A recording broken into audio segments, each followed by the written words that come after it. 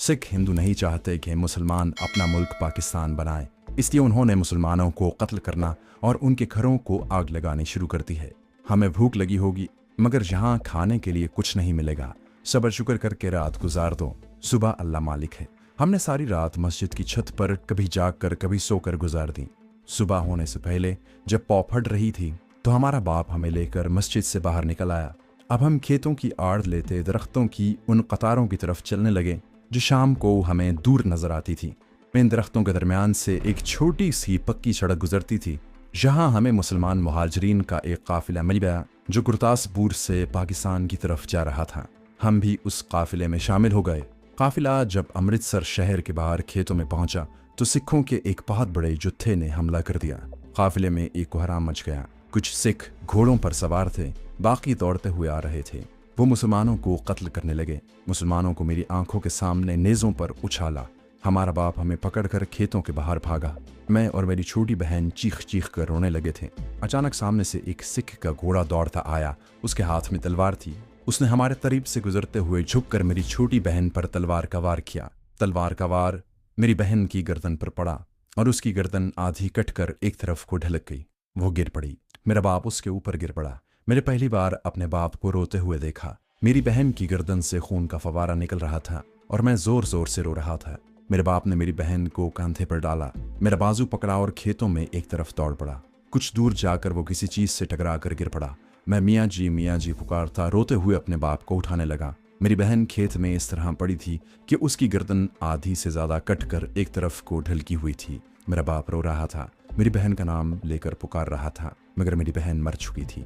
इतने में हमारे पीछे सिखों के नारे सुनाई दिए। मेरे बाप ने मेरी बहन की लाश को एक तरफ डाला और मेरा बाजू पकड़कर एक तरफ को बेतहाशा दौड़ पड़ा और मैं भी उसके साथ दौड़ पड़ा और मुझे भी साथ दौड़ाने लगा। खेतों से निकलकर एक खुली जगह आ गई जहां एक कच्चा रास्ता बना हुआ था, जहां एक फौजी ट्रक सामने से आ रहा था। ट्रक हमें देखकर रुका। एक फौजी जिसके हाथ में राइफल थी उस ट्रक में से छलांग लगाकर उतरा और मेरे बाप से पूछा, मुसलमान हो?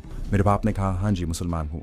मेरी बेटी सिखों ने शहीद कर दी है। और एक बार फिर मेरा बाप रोने लगा। अपने बाप को रोते देखकर मैं भी रोने लगा। ये बलोच रेजिमेंट के जवान थे। उन्होंने हमें ट्रक में बिठाया और अमृतसर के रिलीफ कैंपों में ले आए। इस कैंप में हम 2 दिन रहे। मेरा बाप मेरी बहन को याद करके रोता रहता था। मैं भी साथ रोने लगता था। अपनी बहन की लाश मेरी आंखों के सामने आ जाती, उसकी कटी हुई गर्दन और गर्दन में से उबलता हुआ खून। शायद मैं सारी जिंदगी फरामोश न कर सकूं। तीसरे दिन हम एक मालगाड़ी में दूसरे मुहाजिरीन के साथ बिठा दिया गया और मालगाड़ी ने हमें लाहौर पाकिस्तान पहुंचा दिया। पाकिस्तान आकर 2-3 दिन वॉल्टन के रेफ्यूजी कैंप में रहे, फिर गुजरांवाले चल पड़े। वहां मेरे वालिद के करीबी रिश्तेदार रहते थे। उन्होंने वालिद साहब को एक दुकान अलाट करवा दी। मुजेठ कस्बे में मेरे वालिद साहब की परचून की दुकान थी जहां आटा दाल चावल वगैरह बेचते थे। गुजरांवाला में ये धंधा न चल सका तो वालिद साहब लाहौर आ गए। मेरी छोटी बहन का गम वालिद साहब को अंदर ही अंदर घुन की तरह खाने लगा था, मगर वो मेरी तालीम से भी गाफिल नहीं थे। वो खुद तो 4 जमातें पढ़े हुए थे। कस्बे में इस्लामी तारीखी नावल बड़े शौक से पढ़ा करते थे। कोई लफ्ज़ समझ में न आता। महमूद गजनवी और सलाहुद्दीन अय्यूबी उनके पसंदीदा हीरो थे। हमने बागवानपुरा में एक छोटा सा मकान किराए पर ले लिया था। वालिद साहब ने जहां परचून की एक छोटी सी दुकान खोल ली। मुझे स्कूल में दाखिल करवा दिया। वो मुझे मस्जिद में कुरान शरीफ पढ़ने के लिए भी भेजते थे। मैंने कुरान पाक हिफ्ज़ नहीं किया मगर पूरा तर्जुमे के साथ पढ़ लिया। कुरान पाक ने मेरे अंदर इस्लाम और पाकिस्तान के लिए गहरी मोहब्बत का जज्बा पैदा कर दिया। वालिद साहब सर्दियों की रात को मुझे अपनी चारपाई पर पास बिठाकर महमूद गजनवी और मोहम्मद बिन कासिम के कारनामे किताब में से पढ़कर सुनाते। ज़रा होश संभाला तो मैंने भी इन किताबों का मुताला शुरू कर दिया। कभी कभी रात को मैं सो रहा होता तो वालिद साहब के हिचकियाँ भरकर रोने की आवाज़ से मेरी जाग आ जाती। वो मेरी छोटी बहन को याद करके रोते रहते थे। 10वीं जमात पास करने के बाद मैं कॉलेज में दाखिल हो गया। वालिद साहब को बेटी की गम ने वक्त से पहले बूढ़ा और कमज़ोर कर दिया था। मैं उनकी बड़ी दिलजोई करता, मगर बेटी के कत्ल का मंजर वो न भूलते थे, न मैं ही भूल सका था। वक्त गुजरता गया। मैं ज़्यादा तफसील में नहीं जाऊँगा। मैंने BA पास कर लिया और एक कारखाने में मुझे क्लर्क की नौकरी मिल गई। उस ज़माने में मुजाहिदीन कश्मीर की तहरीक अपने उरूज पर थी। भारत ने कश्मीर में कश्मीरियों की मर्जी के खिलाफ अपनी फ़ौजें भेजकर वहाँ कब्जा कर लिया था। भारतीय फ़ौज भारतीय हुकूमत के इशारे पर कश्मीरियों पर तरह तरह के जुल्म सितम तोड़ रही थी। कश्मीरी मुजाहिदीन पर बेपनाह तशद्दुद किया जा रहा था। औरतों को अगवा किया जाता, हुर्रियत परस्त कश्मीरियों को गोलियों का निशाना बनाकर उन्हें शहीद किया जा रहा था।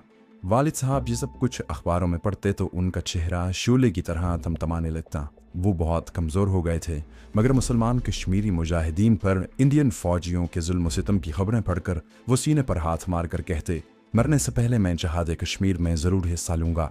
ऐ खुदा, मुझे इतनी ताकत अता फरमा कि मैं मकबूजा कश्मीर में जाकर मुजाहिदों के शाना बशाना काफिरों के खिलाफ जहाद करूँ। एक रात वो दुकान बंद करके घर आए तो उनकी तबीयत ठीक नहीं थी।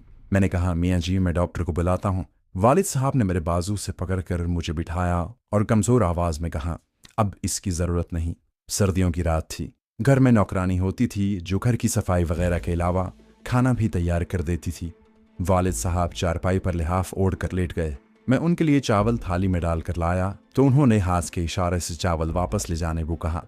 मैं दूसरी चारपाई पर लेट गया। कुछ देर बाद मुझे नींद आ गई और मैं सो गया। आधी रात गुजर चुकी थी कि अचानक मेरी आंख खुल गई। वालिद साहब मुझे आवाज़ दे रहे थे। मैं जल्दी से उठकर उनके पास चला गया। उनका कमज़ोर चेहरा जर्द पड़ गया था। ऐसा लगता था जैसे बदन में खून बिल्कुल नहीं है। मैं घबरा सा गया। वालिद साहब ने आहिस्ता से कहा, मैं कुलसूम को ना बचा सका, मुझे इसका बड़ा गम है। मैंने उनका कमज़ोर ठंडा हाथ अपने हाथों में लेकर कहा, मियाँ जी अल्लाह को यही मंजूर था, आप गम न किया करें।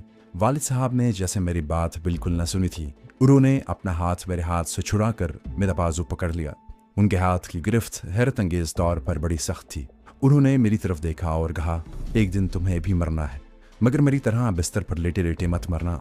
कश्मीर के जिहाद में काफिरों से लड़ते लड़ते शहीद होना, मुझे दफन करने के बाद अमृतसर जाना। वालिद साहब ने फतह शाह बुखारी के मज़ार के मुतवल्ली का नाम लेकर मुझे हिदायत की कि मैं मज़ार के शाह जी से जाकर मिलूं। वो मुझे जहाद कश्मीर के मैदान जंग में पहुंचा देगा। वालिद साहब ने मेरे बाजू को अपनी गिरफ्त में मजबूत करते हुए कहा, जब मकबूजा कश्मीर आज़ाद हो जाए तो मेरी कब्र पर आकर मुझे ये खबर ज़रूर सुनाना, मुझसे वादा करो। मैंने कहा, मियाँ जी मैं वादा करता हूँ। वालिद साहब के चेहरे पर एक चमक सी आ गई। उन्होंने मेरा बाजू छोड़ दिया और आहिस्ता से बोले, जिस खेत में मैं अपनी बेटी की लाश छोड़ आया वहाँ जाकर फातिहा पढ़ना और ऊंची आवाज़ में कहना कि कुलसूम अपने बाप को माफ़ कर देना, वो तुझे दुश्मनों की ज़मीन पर बेगोरो कफन छोड़ आया। वादा करो। मेरी आंखों में आंसू थे। मैंने मियाँ जी का ठंडा हाथ अपने हाथों में लेकर कहा, मैं वादा करता हूँ मियाँ जी, वादा करता हूँ। उसके साथ ही मियाँ जी की रूह कफ़स अंसरी से परवाज़ कर गई। वालिद साहब से किए हुए दोनों वादे मेरे सीने पर लिखे थे। इन दोनों वादों को पूरा करना मेरी ज़िंदगी का मिशन बन गया था। यही वो मिशन था जिसको लेकर मैं भारत में दाखिल हुआ था। छोटी बहन पाकिस्तान के नाम पर, इस्लाम के नाम पर शहीद हुई थी। वहाँ फातिहा पढ़कर उसकी रूह को सवाब पहुँचाना, मियाँ जी का पैगाम उसकी रूह को पहुँचाना और अपनी ज़िंदगी जहाद कश्मीर के लिए वक्फ करना, ये सारी बातें जहाँ तो मैंने पूरी तफसील से लिखी हैं। लेकिन उस रात फतह शाह बुखारी के मज़ार की कोठरी में मैं सैयद साहब के छोटे भाई को मैंने मुख्तसरन बयान की और उस शख्स का नाम लिया जिसके पास मेरे वालिद साहब ने कहा था, मज़ार का मतवल्ली पड़े शाह जी मुझे पहुंचा देंगे। ये कोई ख़ास मुजाहिद था। मैं उसका असली नाम जहाँ नहीं लिखूंगा, आप जो चाहें उसका नाम रख लें। मैं उसे कमाल शाह बुलाऊंगा। सैयद साहब मेरी सारी बातें सुनकर सोच में पड़ गए। फिर सर उठाकर मेरी तरफ देखा और कहा, मेरे अजीज़, तुम बड़ा नेक मकसद लेकर पाकिस्तान से आए हो। जिन साहब का तुमने नाम लिया है मैं उन्हें जानता हूँ। वो कभी कभी रात के वक्त पुलिस वालों की नज़रों से छुपकर मेरे बड़े भाई साहब को मिलने जहाँ आया करते थे। मैंने कहा, बस आप किसी तरह मुझे उनके पास पहुँचा दें। सैयद साहब कहने लगे, उनके बारे में मैं सिर्फ इतना जानता हूँ कि वो हरदा ज़िला होशंगाबाद मध्य प्रदेश से आया करते थे। उनके बारे में मेरे बड़े भाई साहब ने मुझे बताया था कि वो ज़बरदस्त मुजाहिद और तरबियत याफ्ता कमांडो है। भारतीय फ़ौज की कमांडो फोर्स में हुआ करते थे। वहाँ से रिलीज़ होने के बाद अब हरदा ज़िला होशंगाबाद के किसी करीबी जंगल में रहते हैं। वो क्या करते हैं, इस बारे में बड़े शाह साहब ने मुझे कुछ नहीं बताया था। अब ये बात मेरी समझ में आने लगी थी कि वालिद साहब मुझे उस मुजाहिद और तरबियत याफ्ता कमांडो के पास क्यों भिजवा रहे थे। जहाद कश्मीर में शरीक होकर शहीद होना कोई मुश्किल काम नहीं था। आप फायरिंग करते हुए भारतीय फ़ौज की किसी पोस्ट के सामने आकर खड़े हो जाएं। आपकी फायरिंग से कोई दुश्मन मरे या न मरे, दुश्मन की गोली आपको आकर लगेगी और आप उसी वक्त शहीद हो जाएंगे। आपकी शहादत में किसी को ज़रा भी शक नहीं होगा। लेकिन इस शहादत का आज़ादी कश्मीर की तहरीक को कोई फ़ायदा नहीं पहुँचेगा। वो शहादत तहरीक के लिए बेहद मुफीद होती है जो दुश्मन को किसी फ़ौजी ऑपरेशन के बाद ज़बरदस्त और दूर रस नुकसान पहुँचाने के बाद हासिल की जाए। दुश्मन को ऐसा नुकसान मैं कमांडो बनकर ही पहुँचा सकता था। اور اگر خدا نے میری قسمت میں شہادت کی سعادت لکھی ہوئی ہے تو میں یہ شہادت کمانڈو آپریشن کے ساتھ دشمن کو ناقابل تلافی نقصان پہنچانے کے بعد ہی حاصل کر سکتا تھا۔ والد صاحب یہی چاہتے تھے کہ میں جہاد کشمیر میں شامل ہونے سے پہلے کمانڈو کی پوری تربیت حاصل کروں۔ اس مقصد کے لیے انہوں نے کمال شاہ کو منتخب کیا تھا، جو مجھے مزار کے متولی سید صاحب کے توسط سے ہی مل سکتے تھے۔ اب جب چھوٹے سید صاحب نے مجھے بتایا کہ کمانڈو کمال شاہ بھارت کے صوبہ مدھیہ پردیش کے ہردا ضلع میں کسی جنگل میں رہتے ہیں تو صورتحال میرے لیے مزید پیچیدہ ہو گئی تھی۔ میں نے سوائے امرتسر مجیٹھ کے علاقے کے ہندوستان کا اور کوئی علاقہ دیکھا ہی نہیں تھا۔ مجھے کچھ معلوم نہیں تھا کہ مدھیہ پردیش کس بلا کا نام ہے اور ہردا نام کا جنگل کہاں ہے، مگر میں نے کمانڈو کمال شاہ صاحب کے پاس جانے کا دل میں فیصلہ کر لیا تھا۔ یہ میرے والد صاحب کی آخری خواہش بھی تھی، پر میں بھی کمانڈو بن کر کافروں سے اپنی چھوٹی بہن کے خون کا بدلہ لینا چاہتا تھا۔ اور اب تو ہر وہ لڑکی جو مقبوضہ کشمیر میں کافروں کے ظلم و ستم اور تشدد سے شہید ہوتی تھی وہ مجھے اپنی بہن کلثوم ہی لگنے لگتی تھی۔ میں نے سید صاحب سے کہا، میں کمال شاہ صاحب کے پاس جانا چاہتا ہوں، مجھے بتائیے کہ میں ان کے پاس کیسے پہنچ سکتا ہوں۔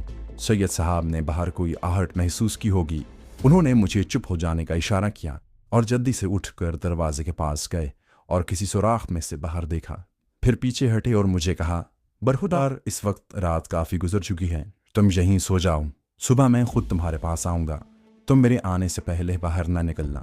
سید صاحب چلے گئے۔ بند کوٹری میں حبس اور گرمی ضرور تھی، جہاں پنکھا نہیں تھا، مگر چونکہ ابھی گرمی کا موسم باقاعدہ شروع نہیں ہوا تھا اس لیے کوٹری کے تھوڑے سے حبس اور گرمی نے مجھے زیادہ دیر تک تنگ نہ کیا اور مجھے نیند آ گئی۔ صبح مجھے سید صاحب نہیں آ کر جگایا۔ میرا لباس ابھی تک سوائے سبز ٹوپی اور ملمبو والا ہی تھا۔ وہ اپنے ساتھ میرے اتارے ہوئے کپڑے یعنی جینز، پتلون، جیکٹ اور جاگر شوز بھی لائے تھے۔ انہوں نے میرے کپڑے ایک طرف رکھ دیے اور کہا، میرے ساتھ آ جاؤ، ہم ناشتے پر بات کریں گے۔ میں کوٹری سے نکل کر کھلی فضا میں آیا تو بڑا اچھا لگا۔ دن کافی نکل چکا تھا۔ سید صاحب مجھے ایک دوسری کوٹری میں لے آئے جس کا فرش پکا اور چھت بھی اونچی تھی۔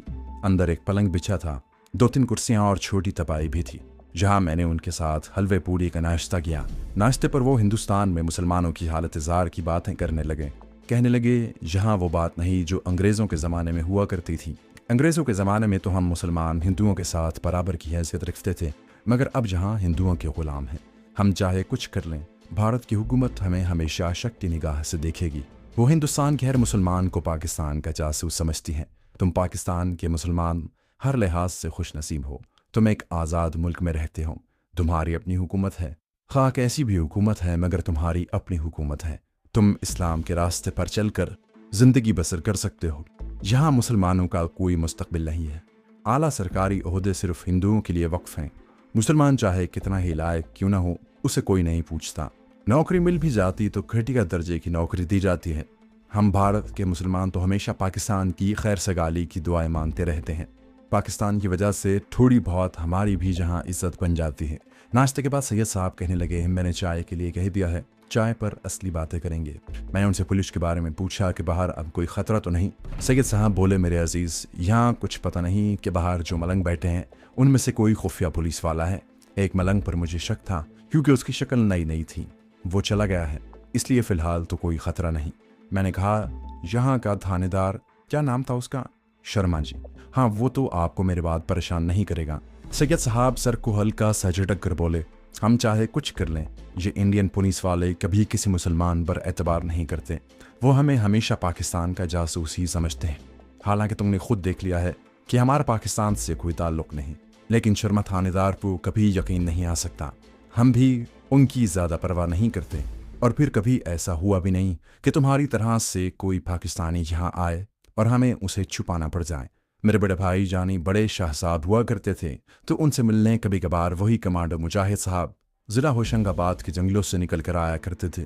ان دنوں امرتسر کا ایک سکھ تھانے دار ہوا کرتا تھا، ایک بار وہ ان کی بو لیتا یہاں آ گیا تھا اور بڑے شاہ صاحب سے اس کی بابت پوچھ گچھ کی تھی، مگر بڑے شاہ صاحب نے سکھ تھانے دار کی خوب خبر لی تھی اور اسے یہ کہہ کر مزار سے نکال دیا تھا کہ اگر اب تم یہاں آئے تو میں دلی سیدھا پنڈت نہرو کی بیٹی سے جا کر تمہاری شکایت کروں گا۔ بس اس کے بعد یہاں کوئی پولیس والا نہیں آیا۔ اتنے میں ایک لڑکا چائے لے کر آ گیا، چائے کا دور چلنے لگا۔